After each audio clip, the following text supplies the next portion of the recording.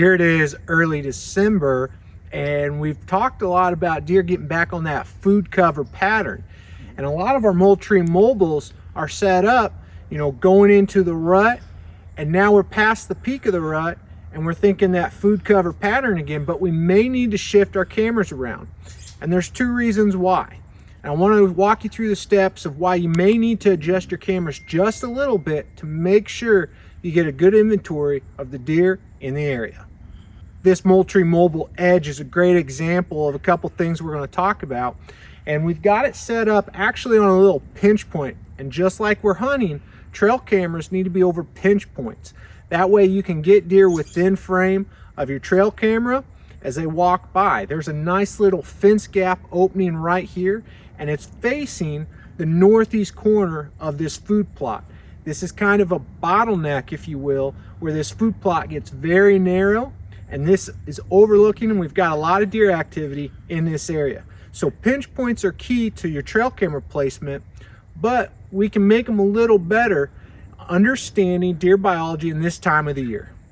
On this corner, there's been a lot of deer activity, and they've browsed it pretty heavily. Now there's still a lot of forage out in the middle of the plot, but food plots that may have a little heavier browse on the edge or in those areas where you've got your trail cameras throughout the season, they've been browsed heavily, and deer may actually shift how they enter the plot 20, 30, 40 yards and miss your trail camera. They're coming in behind it or further out, coming in to that shorter distance before they hit that high quality forage.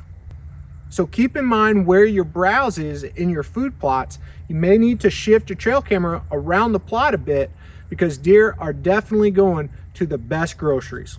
Another thing to consider is a change in cover. We talked about deer being on that food cover pattern.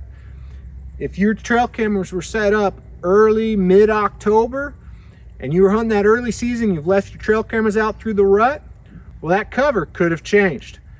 During early season, maybe the deer are bedded on that north-facing slope where it's a little cooler, a little more moisture. We had some warm days in October, but now deer may be going to south-facing slopes more where there's more sunlight reaching the ground. If your trail camera is pointed north or looking at a north-facing slope, it's a good chance that deer may be coming from the south from a bedding area, and they're going behind your trail camera, entering a food source, and you're not even picking them up.